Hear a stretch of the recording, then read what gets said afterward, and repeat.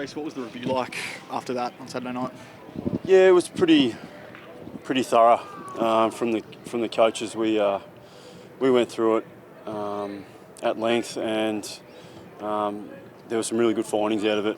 And in particular, just the fact that we just didn't play our brand of football. It was pretty simple. We went away from what we know, what we've been doing, and it's as simple as that, really. And that's no excuse for what happened, because we're really bitterly disappointed as a club and as a playing group and as a coaching group that the performance on the weekend. So we're really looking forward to bouncing back and playing our brand of football again. So what have you noticed from the players since that review? Have they responded already?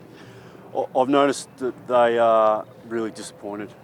This week you can see the disappointment in their faces at training, and I don't see that as a negative. I think that's a good thing. They understand the difference between what a good performance is and a North Melbourne brand of football performance and a not so good performance, and we certainly didn't do that on the weekend.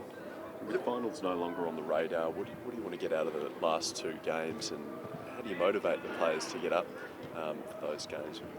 I think it's pretty easy. It's pretty simple, especially off the back of what we did last week. The motivation is to play our brand of football and play a good, hard, tough style of play, and that's what we're all about. And we didn't do that on the weekend, and we didn't execute anything that we wanted to. So it's really easy to motivate them, because they want to do it. They want to play the style of football that we know we can play, and we've played against the best this year. Do you look at giving someone opportunities, maybe that hasn't had a game before, in the last couple of weeks, to see where they're at? We've tried to breed a competitive edge within the group in terms of selection. We don't want to just be handing out games, if at all possible. Guys have got to deserve it, and that's been my mentality coming into the job. So, there might be chances this week or next, but they've got to have deserved it. How have you found you responded? Obviously, your most challenging night in the senior coach's seat so far. What did you learn about yourself? Yeah, I learned a lot. Like I made as many mistakes as the players did, and I'll take responsibility from my end, no doubt. But let's just say it was a long drive home from Geelong.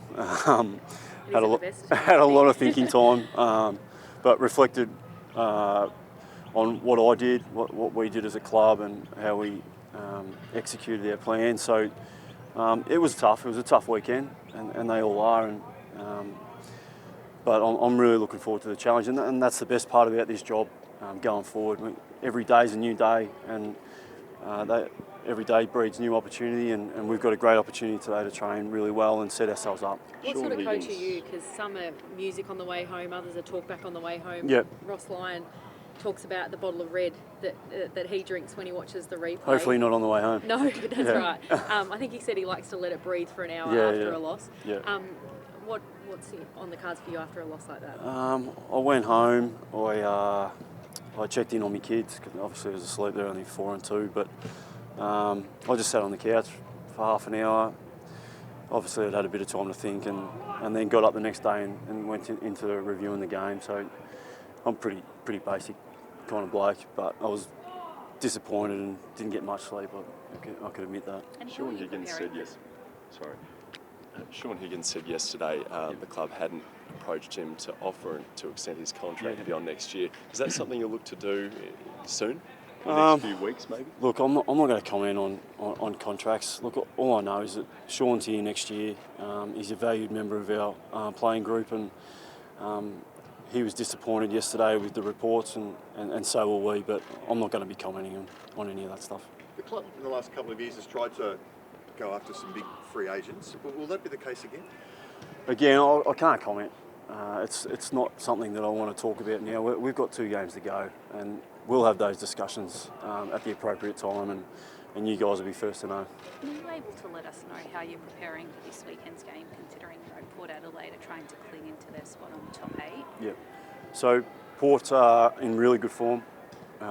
Their best football is up there with the best in the competition, and we've had a really good look at them over the last couple of days as well, and we know that we're up for a big challenge this week, but we think our football can stack up against anyone when we execute, and I think we've proven that against the likes of Collingwood and Richmond this year that we can do it, and we can do it really well, and that's the kind of footy that we want to play. I know it seems pretty basic, but that's it. If we can execute what we can and the way we want to play, I think we'll give it a really good shake, and I'm really confident that we can get over the line if we do that. Does Scott Thompson play this week? He looks really good, other than his head. He should be able to get through training. I don't see any issues with Scotty. You've seen a lot in footy at a few different clubs now. Yep. Have you ever had a player walk for a shot at reality TV? Look, again, I can't comment on that. I wish Tom all the best. It was a really difficult year for him, and he's just doing what's best for him, and we wish him all the best. Will he be offered a place on his return if he'd like to come back to footy in Melbourne? I can't comment. I couldn't comment on that. Sorry.